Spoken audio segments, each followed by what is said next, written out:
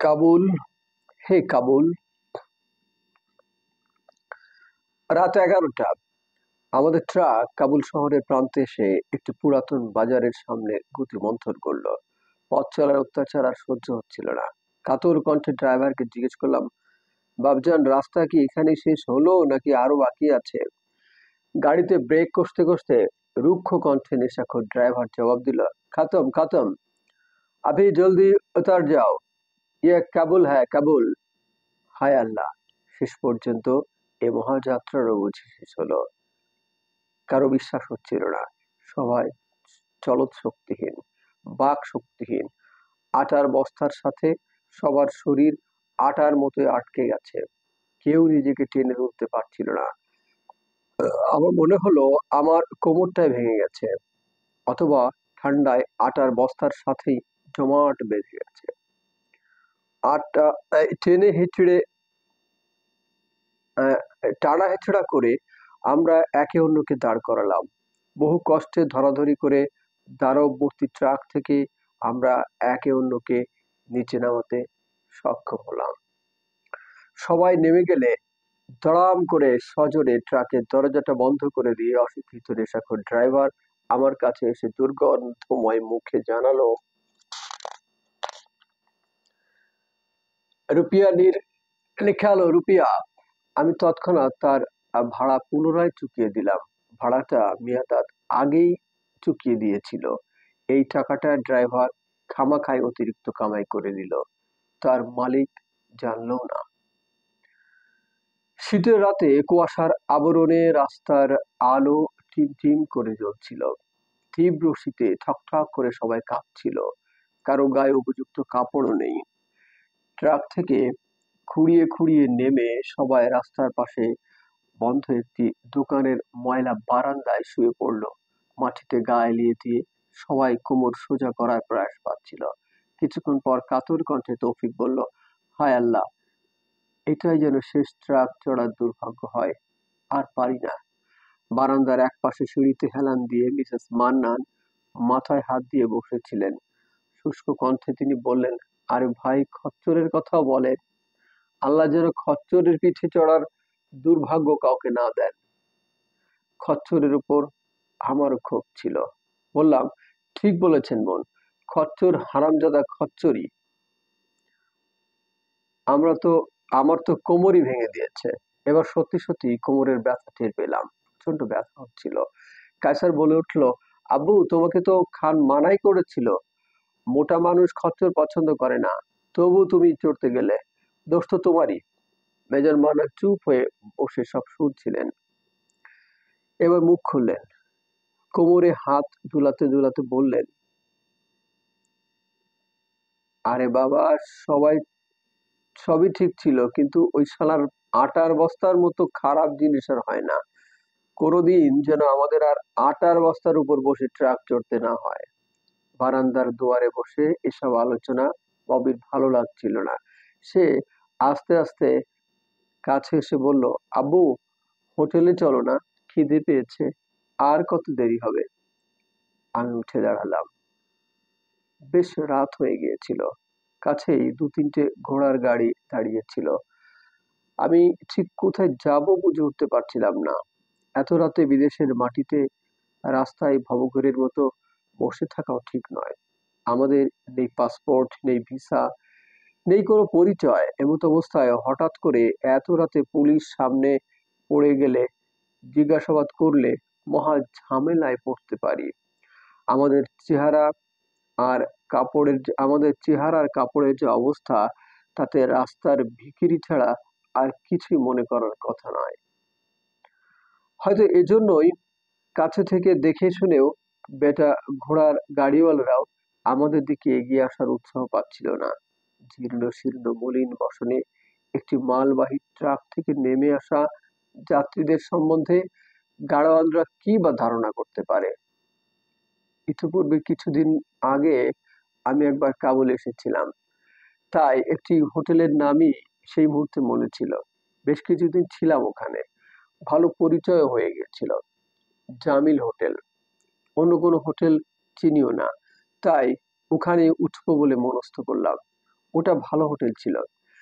কিন্তু এখন আমাদের বেশভূষণের যা সিঁড়ি, তাতে ওরা কি মনে করে ঠিক বুঝে উঠতে পারছি না। আমি ঝেড়ে টেড়ে নিজের গায়ের কাপড় কিছুটা ভদ্রলোকের মতো করার চেষ্টা করলাম। ঘোড়া গাড়িগুলোর কাছে গিয়ে বললাম, জামিল হোটেল জায়গা? কত লেগা? ও ব্যাটা আবার উর্দু বোঝে না, হাঁ করে তাকিয়ে রইলো। এবার ভাঙা প্রস্তুতি বললাম, হালকা জামিল হোটেল চিনতে? হ্যাঁ, ওখানে নিয়ে চলো। বেটা আবার ছেঁড়া কাপড় চোপড়ের অবস্থা দেখে আগে ভাগে এক কথায় শুনিয়ে দিল, 500 আফগানি, বলেই মুখ ঘুরিয়ে বসে রইলো। আমি বললাম, ঠিক আছে তাই দেবো, আসো তাড়াতাড়ি চলো। বেটা কিছুটা অবাক হলো বটে। আমরা দুটো ঘোড়া গাড়ি নিলাম। ঠকঠক করে কুয়াশা ঘেরা স্বল্প আলোর রাস্তা ধরে ঘোড়ার গাড়ি দুটো হোটেলের দিকে এগিয়ে চলল। চারিদিকে নিঝুম নিস্তব্ধ শীতের কাবুল। সন্ধ্যা নামতেই ঝিমিয়ে পড়ে। এবার শীত পড়েছে বেশ জোরে সোরে। রাস্তাঘাট জনশূন্য। চারিদিকে পাহাড়ে বরফ জমেছে। আমাদের হাত পা জমে আসছিল ঠান্ডায়। কিছুক্ষণের মধ্যেই আমরা শহরের কেন্দ্রস্থলে জামিল হোটেলের সামনে এসে দাঁড়ালাম। আমি নেমে গিয়ে ময়লা বসত ভূষণ যথাসম্ভব ঝেড়ে নিয়ে হোটেলের রিসিপশনে গেলাম। সেখানে গিয়ে ভাগ্যিস সেই পুরনো পরিচিত লোকটাকে পেয়ে গেলাম। কাউন্টারে মাথা রেখে শীতের রাতে বসে বসে সে ঝিমোচ্ছিল। প্রথমে আমাকে ময়লার ড্রেসে চিনতে পারছিল না। আমি পরিচয় দিয়ে বললাম, আরে খান, আমাকে চিনতে পারছো না? এই যে 6 মাস আগে এখানে এসে 1 সপ্তাহ থেকে গেলাম। মাথা চুলকিয়ে এবার সে চিনতে পারলো।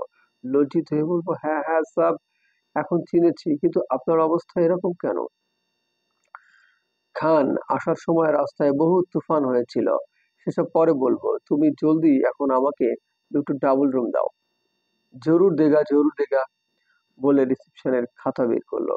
আমি বললাম, খান, ঠান্ডায় আমরা মরে যাচ্ছি, এসব আমি পরে লিখছি, তুমি আগে আমাকে রুম দাও। আমার দুরবস্থা দেখে খান সঙ্গে সঙ্গে হোটেল বেয়ারাকে ডাবল ডাকলো এবং চাবি হাতে দিয়ে জলদি দোতলার খালি কামরায় নিয়ে যেতে বললো। আমি অন্যদেরকে ঘোড়ার গাড়ি থেকে নামিয়ে কোনো মতে তার চোখ এড়িয়ে হোটেলের কক্ষে নিয়ে গেলাম। দলের এক একজনের শরীর আর চেহারার যে অবস্থা হয়েছিল, তা যে কোনো ভালো হোটেলওয়ালার সন্দেহের উদ্রেক করতে যথেষ্ট।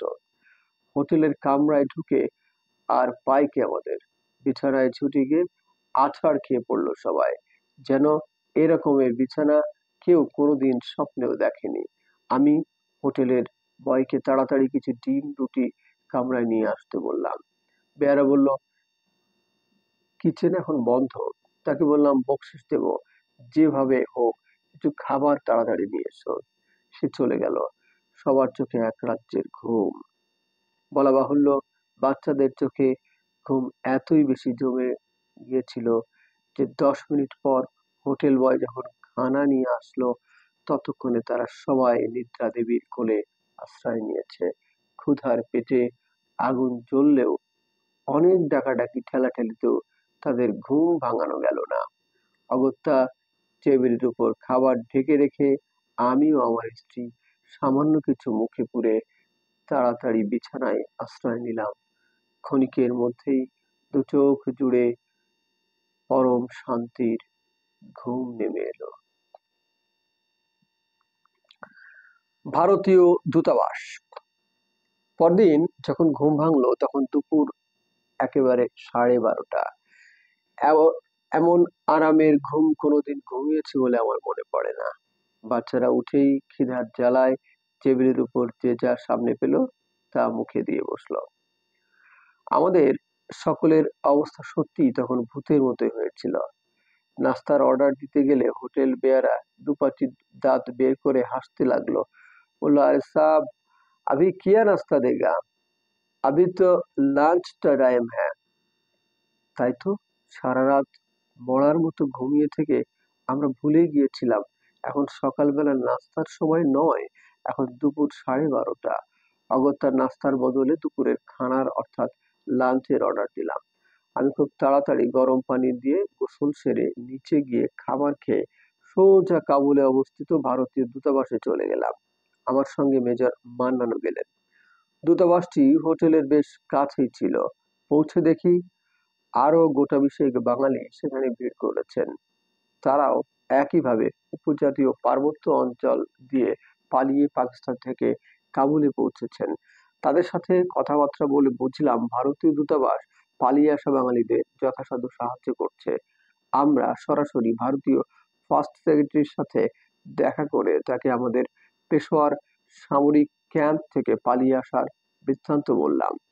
ভারতীয় কর্মকর্তা আমাদের বাংলাদেশে প্রত্যাবর্তনের সব রকম সাহায্য সহায়তার আশ্বাস দিলেন। তিনি জানালেন সপ্তাহখানেকের মধ্যেই একটি এয়ার ইন্ডিয়া বিমান যোগে আমাদের দিল্লি পাঠাবার বিশেষ ব্যবস্থা করবেন। ততদিন যেন স্থানীয় কোনো হোটেলে যথাসম্ভব লুকিয়ে থাকে। কিছুটা কূটনৈতিক অসুবিধা আছে, কারণ আফগানিস্তান তখন পর্যন্ত আনুষ্ঠানিকভাবে বাংলাদেশকে স্বীকৃতি দেয়নি। যেহেতু আমরা সামরিক বাহিনীর লোক, সেহেতু একটু অতিরিক্ত সাবধানতা অবলম্বন করার দরকার আছে বৈকি। আমি তাকে জিজ্ঞেস করলাম সামরিক বাহিনীর আর কোনো লোক এদিকে পালিয়ে এসেছেন কিনা। তিনি জানালেন, হ্যাঁ, 3 দিন আগে নেভির 2জন অফিসার সপরিবারে কান্দাহার হয়ে করাচি থেকে পালিয়ে এসেছেন। এদের একজন কমান্ডার M.A. খান, নৌবাহিনী প্রধান, ও পরবর্তীতে রিয়ার অ্যাডমিরাল M.A. খান। শুনে দারুণ খুশি হলাম। বললাম, কোথায় আছেন তারা? গ্র্যান্ড হোটেলে। আপনারা গিয়ে দেখা করতে পারেন। তিনি জিজ্ঞাসা করলেন, কোন হোটেলে আপনারা উঠেছেন? আমি বললাম, জামিল হোটেলে। অফিসার তৎক্ষণাৎ আঁতকে উঠলেন, বললেন, সর্বনাশ, ওই হোটেল থেকে তাড়াতাড়ি সরে পড়ুন। ওটা তো পাকিস্তানি মালিকানাদের মালিকদের ওটা তো পাকিস্তানি মালিকানার হোটেল। জামিল হোটেল ছেড়ে অন্য যে কোনো হোটেলে গিয়ে তাড়াতাড়ি সিট নিন। আমি দারুণ ভয় পেয়ে গেলাম। বিপদ কিছুতেই যেন আমাদের পিছু ছাড়ছে না। আমরা দুজন আর কাল বিলম্ব না করে সচিবের কক্ষ থেকে তৎক্ষণাৎ বেরিয়ে পড়ে সোজা জামিল হোটেলের দিকে ছুটলাম। হোটেলে পৌঁছেই বাচ্চাদের সবাইকে 1 মিনিটের মধ্যে হোটেল কক্ষ ত্যাগ করার নির্দেশ দিলাম। আমাদের সাথে মাত্র 2টি সুটকেস, সামান্য কাপড় চোপড় ছিল। হুড়োহুড়ি করে নিচে নেমে এলাম। কাউন্টারে একদিনের বিল পরিশোধ করে তৎক্ষণাৎ জামিল হোটেল ত্যাগ করলাম। আমাদের কাণ্ড দেখে বাচ্চাদের তো আক্কেল গুড়ুম। তারা প্রবল বিরক্তি প্রকাশ করতে লাগলো। তারা ভাবছিল আবার বুঝি পাহাড়ি যাত্রা শুরু হয়ে গেল। তাই একযোগে প্রতিবাদ করে বলল, আব্বু, না না, আমরা আর হাঁটতে পারবো না, একটুও পারবো না। অন্য একটি হোটেলের উদ্দেশ্যে রাস্তায় ঘোড়ার গাড়িতে চলতে চলতে তাদের আশ্বাস দিলাম, বাপুরা, আর হাঁটাহাঁটি নয়, এবার তোমাদের একেবারে এরোপ্লেনে চড়িয়ে আকাশ পথে স্বাধীন বাংলাদেশে পৌঁছে দেব। এত মধুর আশ্বাসবাণী শুনে বাচ্চারা চলমান ঘোড়ার গাড়ির মধ্যেই খুশিতে হই হই রই রই শুরু করে দিল। বাহ, কি মজা, কি মজা! আমরা জামিল হোটেল থেকে দূরে নতুন আরেকটি হোটেলে গিয়ে উঠলাম। মালিক আফগানিস্তানি, নামটা মনে পড়ছে না। পাকিস্তানি জামিল হোটেল তাড়াতাড়ি ছাড়তে পেরে বেশ স্বস্তি বোধ করছিলাম। পাকিস্তানি ভূতের ছায়া যেন কাবুল পর্যন্ত আমাদের ধাওয়া করেছিল। অ্যাডমিরাল মাহবুব আলী খানের সঙ্গে সাক্ষাৎ। পরদিন ছুটে গেলাম M.A. খানের সাথে তার হোটেলে দেখা করার জন্য। তিনি আমার পুরনো বন্ধু। 2 বন্ধু মহা খুশিতে একে অন্যকে গভীরভাবে আলিঙ্গন করলাম। কথায় কথায় তিনি জানালেন যে তারা ছিলেন করাচিতে, সেখান থেকে তারা পালিয়ে আসেন কোয়েটা কান্দাহার হয়ে বোলানগিরি পথ দিয়ে। আমাদের মতো তাদের ঝামেলা হয়নি বটে, তবে একেবারে নির্ঝঞ্ঝাট ছিল না। তাদের সবাইকে পাঠানরা মুরগির মতো খাঁচাবন্দি করে ট্রাকের ভেতর ঢুকিয়ে তেরপল দিয়ে একদম ঢেকে দেয়। এক ট্রাকে মুরগি আর এক ট্রাকে মানুষ। ওই অবস্থায় কোয়েটা থেকে খাঁচাবন্দি হয়ে 200 মাইল, একদম কান্দাহার বর্ডার পার। কষ্টের সীমা ছিল না। তাও বাচ্চারাও একটু কান্নাকাটি করলে পাঠান নাকি রেগে যায়। বদ্ধ খাঁচায় তাদের দম বন্ধ হয়ে যাওয়ার উপক্রম। তেরপল একটু ফাঁক করে নাক বের করে কেউ সামান্য একটু বাতাস নেওয়ার চেষ্টা করলেই পাঠান চিৎকার দিয়ে উঠে ঠাস ঠাস করে ফাঁকা বন্ধ করে দেয়। কেউ যদি বাঙালি পাচার হচ্ছে টের পেয়ে যায়, তাহলে তো সবারই বিপদ। মিসেস খান এমন সুন্দরভাবে তাদের পলায়ন কাহিনীর বর্ণনা দিচ্ছিলেন, যে শুনে হাসতে হাসতে আমাদের পেটে খিল ধরে গেল। বহুদিন পর প্রাণ খুলে হাসতে পেরে মনটা বেশ হালকা হয়ে আসলো। সত্যি, কাবুলে দুঃসময়ে মাহবুব আলীকে পেয়ে ভেঙে পড়া মনোবল যথেষ্ট চাঙ্গা হয়ে উঠল। দুঃখের বিষয়, প্রিয় বন্ধু মাহবুব আলী খান আজ ইহজগতে নেই। প্রাচীন নগরী কাবুল। ইতিহাসের এক প্রাচীন নগরী কাবুল, আফগানিস্তানের রাজধানী কাবুল। শীতের মৌসুম জমে উঠেছে মাত্র। চারিদিকে পাহাড়, মাঝখানে পাহাড়গুলো প্রাচীন শহরকে যেন ঘিরে রেখেছে। পাহাড়ের গা বেয়ে গড়ে উঠেছে ছোট ছোট ঘর বাড়ি। রাতের বেলায় ঘরগুলোতে ঝলমল করে জ্বলে ওঠে হাজার বাতি। তখন কাবুলকে দেখতে অপূর্ব সুন্দর দেখায়। শহরের মাঝখান দিয়ে বয়ে চলেছে ক্ষুদ্র কাবুল নদী। বন্যার সময় দুকুল ছেপে নদী বয়ে যায় তীব্র বেগে। এই নদীর একদিকে পুরনো শহর, অন্যদিকে গড়ে উঠেছে আধুনিক কাবুল। নতুন ও পুরাতনকে আঁকড়ে ধরে কাবুল পাহাড়ে ঘেরা একটি সুন্দর শহর। যথেষ্ট ভারতীয় শিখ সম্প্রদায় রয়েছে কাবুলে। ভালোই ব্যবসা করছে তারা। বেশ কিছু পাকিস্তানিও রয়েছে। ভারতীয় ফিল্ম চলছে সবকটি সিনেমা হলে। বহু বছর পর ভারতীয় ফিল্ম দেখতে গেলাম একদিন। আফগানরা পুরনো ধারায় অভ্যস্ত, তবে উঠতি বয়সের তরুণী মহিলাদের মধ্যে আধুনিকতার ছাপ দেখে বিস্মিত হলাম। স্কুল কলেজের তরুণীরা স্কার্ট পরেছে, যা কিনা আমাদের দেশের রক্ষণশীল মুসলিম সমাজে কল্পনাও করতে পারি না। তখন ছিল বাদশাহ জহির শাহের আমল। রাজ পরিবারে তখন খোলামেলা পশ্চিমা সামাজিক পরিবর্তন নিয়ে এসেছে। সেপ্টেম্বর মাস, বেশ শীত পড়েছে এবার সময়ে। আশেপাশের পাহাড়গুলোর চূড়ায় বরফ জমে আছে। সকালবেলায় সূর্য কিরণ পড়ে বরফ ঢাকা চূড়াগুলো ঝলমল করে অপূর্ব দৃশ্যের সৃষ্টি করে। সূর্যের আলোকের ছোট্টা বৃদ্ধির সাথে সাথে পাহাড়ের গায়ে রং বেরঙের আমেজ সৃষ্টি হয়। পুরাতন বাজারে গেলাম। সেখানে গিয়ে দেখি খোলা বাজারে রাস্তার ফুটপাতে ডাল ভাতের মতো বিক্রি হচ্ছে পাউন্ড, ডলার সহ হরেক রকম বিদেশি মুদ্রা। কোনো বাধ্যবাধকতা নেই। যত মর্জি কিনুন, লেনদেন করুন। ফুটপাতের কয়েকটি মুদ্রার দোকানে দেখলাম শেখ মুজিবের ফটো সম্বলিত বাংলাদেশি নতুন নোট বিক্রি হচ্ছে। অবাক হলাম, এত শীঘ্র বাংলাদেশি মুদ্রা কাবুলে পৌঁছে গেছে। বড় ভালো লাগলো নিজে দেশের নোট বিদেশের বাজারে দেখতে পেয়ে। আমার সাথে ছিল পাকিস্তানি মুদ্রা। আনন্দের অতিশয্যে প্রায় সব বদলে পাউন্ড ডলারের বদলে নিলাম স্বাধীন দেশের নতুন বাংলাদেশি মুদ্রা। প্রচুর বিদেশির সমাগম ঘটে কাবুল শহরে। বেশিরভাগই মনে হলো হিপ্পি শ্রেণীর। এত ঠান্ডা আবহাওয়ায় তারা সামান্য ময়লা কাপড় গায়ে জড়িয়ে অবাধে জোড়ায় জোড়ায় ঘুরে বেড়াচ্ছে। জানি না এরা কোথা থেকে এসেছে, কোথায় যায়, কি বা তাদের জীবনের লক্ষ্য। নিম্নমানের হোটেলে দল বেঁধে থাকে এরা। একদিন কৌতূহলবশত একটি হোটেলে ঢুকে কামরায় উঁকি মারলাম। দেখলাম একই কামরায় 20-25 জন হিপ্পি মেঝেতে চাদর বিছিয়ে জড়াজড়ি করে শুয়ে আছে। কেউ ঘুমোচ্ছে, কেউ বসে গাঁজা টানছে। সবাই মনে হলো নেশাগ্রস্ত। এই তো এদের বন্ধনহীন ভাসমান জীবন। একদিন গেলাম সম্রাট বাবরের কবর দেখতে। কাবুলের অদূরে ছোট্ট একটি টিলার উপর প্রাচীন কবরস্থান।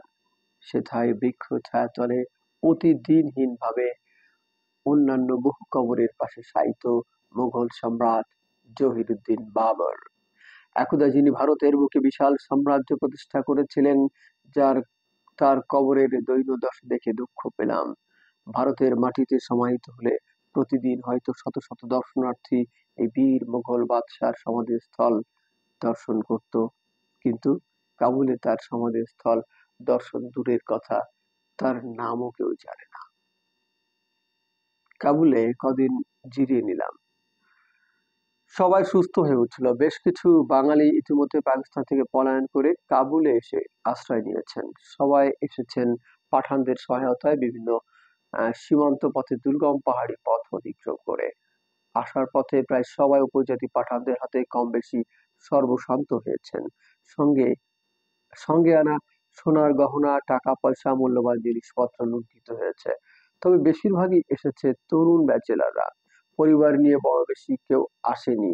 পলায়নকালে বাংলাদেশিদের অসহায় অবস্থার সুযোগ নিয়ে এ সময় উপজাতি পাঠান দালালরা বেশ কিছু টুপাইস কামাই করে নিয়েছে। এভাবে বাঙালিরা পার পেয়েছেন সত্যি, কিন্তু দুর্গম পথে তাদেরকে খোয়াতে হয়েছে সঞ্চিত সম্বল। আমাদের কিছুই লুটপাট হয়নি জেনে তারা একদম অবাক হয়ে গেলেন। যাই হোক, তবু কাবুল পৌঁছতে পেরে বাঙালি সবারই মুখে হাসি ফুটে উঠেছে। সবকিছু খুইয়েও পরাধীনতার নাগপাশ থেকে বেরিয়ে এসে মুক্ত হাওয়ায় স্বাদ পেয়ে মুক্ত হাওয়ার স্বাদ পেয়ে বাঙালিদের আনন্দের সীমা নেই। সব ব্যথা ভুলে গিয়ে তারা এখন স্বাধীন মাতৃভূমিতে ফিরে যাওয়ার আশায় দিন গুনছেন। শেষ পর্যন্ত কি অবস্থা হয়েছিল জানি না, তবে সবকিছু খুইয়ে এদের বেশিরভাগই ছিলেন প্রায় নিঃস্ব, রিক্ত। তবে ভারতীয় দূতাবাস সবাইকে বাংলাদেশে পাঠানোর ব্যবস্থা নিচ্ছিল। প্রায় সবাই একে অন্যের কাছ থেকে ধার কর্জ করে খুবই কষ্টে সৃষ্টে দুঃখের দিনগুলো কাটাচ্ছিলেন। কাবুলের ফুটপাত থেকে পুরনো কাপড় চোপড় কিনে কোনো মতে শীতের দাপট থেকে নিজেদের রক্ষা করছিলেন। মুক্তিযুদ্ধের সুদীর্ঘ দিনগুলোতে পাকিস্তানে আটকে পড়া হাজার হাজার অসহায় বাঙালি নাগরিক কি দুঃখ কষ্টে অনিশ্চিত দিন সব কাটিয়েছে তা শুধু পাকিস্তানে যারা আটকে পড়েছিলেন তারাই বুঝতে সক্ষম।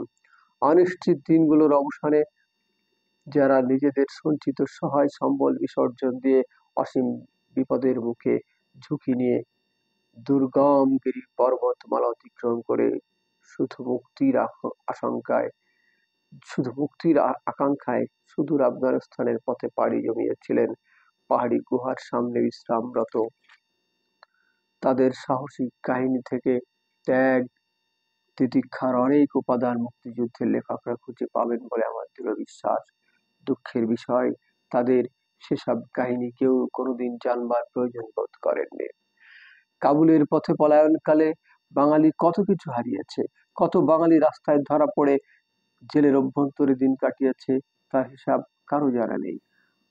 আমার নিজের দীর্ঘ 20 বছরের চাকরি জীবনে গড়ে উঠেছিল সাজানো গোছানো সংসার, ছিল নতুন গাড়ি, নতুন ফ্রিজ, টেলিভিশন, ঘরে ছিল জমজমাট মূল্যবান তৈজসপত্র, কত কিছু। কিন্তু সবই জলাঞ্জলি দিয়ে, কিসের টানে, কিসের আবেগে, শুধু মুক্তির নেশায় পরিবার পরিজন নিয়ে দুর্গম হিন্দুকুশ পর্বতমালা অতিক্রম করে অজানার পথে পা বাড়িয়েছিলাম, তা আজও ভেবে পাই না।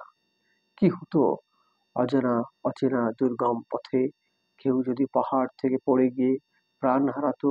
কি হতো যদি পলায়ন পথে সীমান্ত রক্ষীদের হাতে ধরা পড়ে পেশোয়ারের অন্ধকার জেল কুঠরিতে উপনীত হতাম?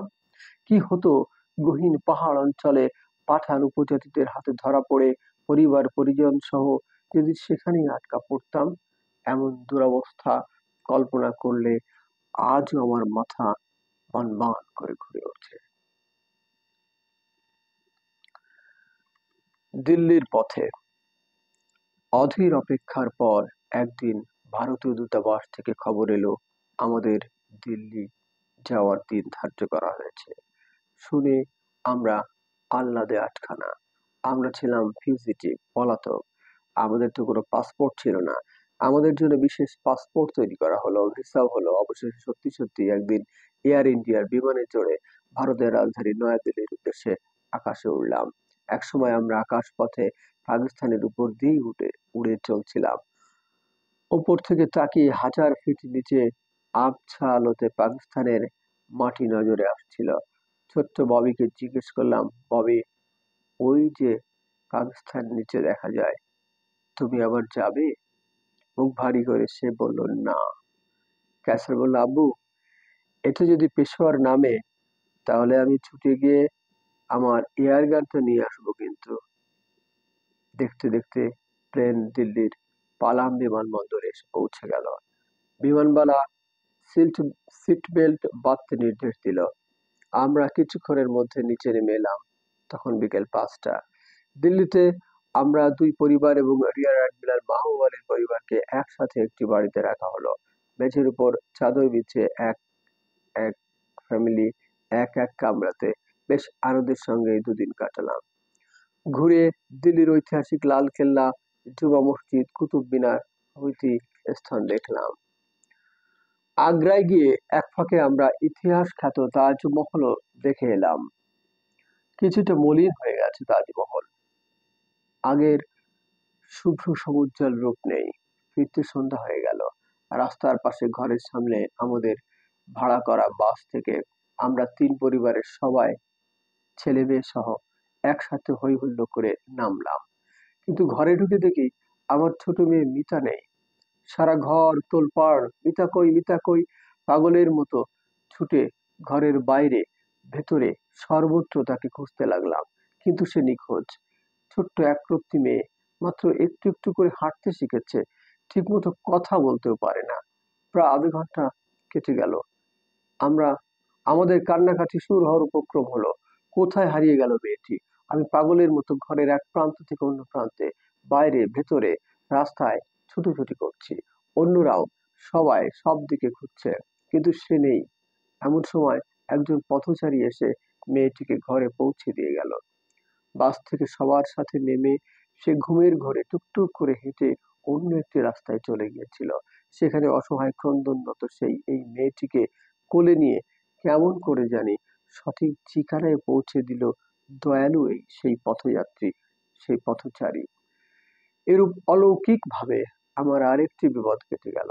কিন্তু কি যে কিন্তু যে দেবদূত তাকে ঘরে পৌঁছে দিয়ে গেলেন, বাড়ির দেউড়িতে ছুটে গিয়ে তারও দেখা পেলাম না। মেয়েকে সঠিক স্থানে পৌঁছে দিয়ে তিনি আবার রাস্তায় জনতার স্রোতে মিশে গেছেন। কি অলৌকিক ব্যাপার! দিল্লিতে দুদিন থাকার পর আমরা পরদিন ট্রেন যোগে একত্রে বাংলাদেশের পথে কলকাতা রওনা দিলাম। আমাদের কাছে তখন শুধু একটি মাত্র লক্ষ্য, কত শীঘ্র বাংলাদেশের মাটিতে গিয়ে পৌঁছাতে পারি। এত বিপদ আপদ মাথায় নিয়ে এক মুহূর্তের বিলম্ব আর সহ্য হচ্ছিল না। হে বাংলাদেশ, সোনার বাংলাদেশ। 22শে সেপ্টেম্বর 1972। কলকাতা থেকে বাংলাদেশ বিমানের একটি বিমানে করে আমরা ঢাকার পথে পাড়ি জমালাম। আধ ঘন্টার মধ্যেই আমরা ঢাকার কুর্মিটোলা বিমানবন্দরের উপরে পৌঁছে গেলাম। ঢাকার আকাশে বিমান ঘুরপাক খাচ্ছিল। আমরা উদগ্রীব হয়ে দেখছিলাম নিচে শস্য শ্যামল যুদ্ধ বিধ্বস্ত বাংলাদেশ। স্বপ্নের বাংলাদেশ, আমার সোনার বাংলাদেশ। বিমানের দুটি চাকা বিমান বন্দরে স্পর্শ করলো। সকল যাত্রী আনন্দে চিৎকার করে উঠল। কারো কারো চোখে কারো কারো চোখ সজল হয়ে উঠল। একসময় বিমানের পেছনের দরজা খুলে গেল। বাংলাদেশের মাটিতে আমাদের পা পড়ল। আহ, সে কি আনন্দ, সে কি স্বর্গীয় অনুভূতি! সবার মুখে শুধু হাসি আর আনন্দ। এই মাটিতেই পা দেবার আশায় আমাদের এত কষ্ট, এত অ্যাডভেঞ্চার, এত বিপদ আপদ মাথায় নিয়ে পাহাড় পর্বত অতিক্রম করে শেষ পর্যন্ত আমরা আমাদের প্রিয় মাতৃভূমিতে পৌঁছাতে সক্ষম হয়েছি। দুহাত দিয়ে মাটি স্পর্শ করে দেশের নতুন আস্বাদ গ্রহণ করলাম। এই প্রথমবার অনুভব করলাম আমার রক্ত মাংস এ মাটির সাথে একাকার হয়ে মিশে আছে। এর আগে পশ্চিম থেকে বিমান যোগে কতবার ঢাকায় এসে নেমেছি, কিন্তু কখনো ঢাকার আকাশ মাটিকে এত সুন্দর, এত পবিত্র মনে হয়নি। আজ যেন কারো আনন্দের বন্যা বাঁধ মানছে না। আমরা সবাই একে অন্যের সাথে কোলাকুলি করলাম। ছেলে মেয়েদের আবেগ কণ্ঠে বললাম, চোখ মেলে দেখো, এই তোমাদের প্রিয় দেশ, প্রিয় জন্মভূমি, সোনার বাংলাদেশ। স্বাধীন বাংলাদেশে পৌঁছে ভুলে গেলাম দীর্ঘ পলায়ন পথের সকল ক্লান্তি, সকল অবসাদ। ভুলে গেলাম দুর্গম পথের সকল দুঃখ বেদনা। আমাদের আসার কথা আত্মীয় স্বজন কারো জানা ছিল না, তাই কেউ বিমানবন্দরে উপস্থিত ছিলেন না। কিন্তু বাংলার আকাশ বাতাস উৎসুক মানুষ সবাই যেন সব সাজে সজ্জিত হয়ে আজ পাকিস্তান থেকে পালিয়ে আসা অতিথিদের অভিনন্দন জানাতে বিমানবন্দরে উপস্থিত। সবুজ সুন্দর গাছপালা মৃদু মন্দ বাতাসের তালে দুলে হাত ছানি দিয়ে আমাদের সাদর সম্ভাষণ জানাচ্ছিল। এদের সবাইকে মনে হচ্ছিল উজ্জ্বল, প্রাণবন্ত, একান্ত আপনজন। পেছনে ফিরে আসা একটি যুগ এক মুহূর্তে কোথায় যেন হারিয়ে গেল। সুদূর পেশোয়ারের বন্দি শিবির থেকে পালিয়ে হিন্দুকুশ পর্বতমালার উপর দিয়ে পাহাড়ি পথ বেয়ে যে কঠিন যাত্রা শুরু হয়েছিল তা কোনোদিন যে শেষ হবে তা ভাবতেও পারিনি। যেন স্বপ্নে দেখা রূপকথার কাহিনী মাত্র। ঢাকা বিমানবন্দরের বিশ্রামাগারে চোখ বুজে বসেছিলাম। ক্ষণিকের জন্য আবেগময় মুহূর্তে ডুব দিয়েছিলাম কল্পনার সাগরে। মাথায় ঘুরপাক খাচ্ছিল পাহাড়ি যাত্রার ছবি। সিনেমার পর্দার মতো এক এক করে ভেসে উঠছিল ভয়ঙ্কর দৃশ্যগুলো। আমরা পাহাড়ের পর পাহাড় ভেঙে চলেছি, পিছু ধাওয়া করছে শত্রুর সীমান্তরক্ষী দল। যেকোনো মুহূর্তে ধরা পড়তে পারি। তারা আমাদের মরিয়া হয়ে খুঁজছে। মেয়াদাদ, তুমি পাশে আছো কি? পাঠান বস্তির তোমার লোকজন বিশ্বাসঘাতকতা করে আমাদের ধরিয়ে দেবে না তো? মেয়াদাদ, বন্ধু মেয়াদাদ। হঠাৎ যেন কার কোমল পরশে কল্পনার খেই ভেঙে গেল। চোখ মেলে দেখি কাঁধে হাত দিয়ে আমার সহধর্মিণী পেছনে দাঁড়িয়ে। তিনি আবেগ জড়িত কণ্ঠে শুধালেন, কি ভাবছো? সম্বিত ফিরে পেয়ে আফগানিস্তানের দুর্গম পাহাড় থেকে চিন্তার খেই ঢাকার সবুজ শ্যামল মাটিতে নেমে এলো। মুখ তুলে শান্ত কণ্ঠে বললাম, কিচ্ছু না, কিচ্ছু না রানী। ভাবছিলাম কি কঠিন অনিশ্চিত যাত্রায় না শেষ হলো। ভাবিনি কোনোদিন এ যাত্রা শেষ হবে। আমরা বেঁচে গেছি। আজ থেকে শুরু হলো আমাদের নতুন জীবন। প্রবল উচ্ছ্বাস আর আবেগে তার চোখেও জল, কণ্ঠ তার বাষ্পরুদ্ধ। কিছু একটা বলতে গিয়ে মুখের কথা মুখেই জড়িয়ে গেল। সমাপ্ত।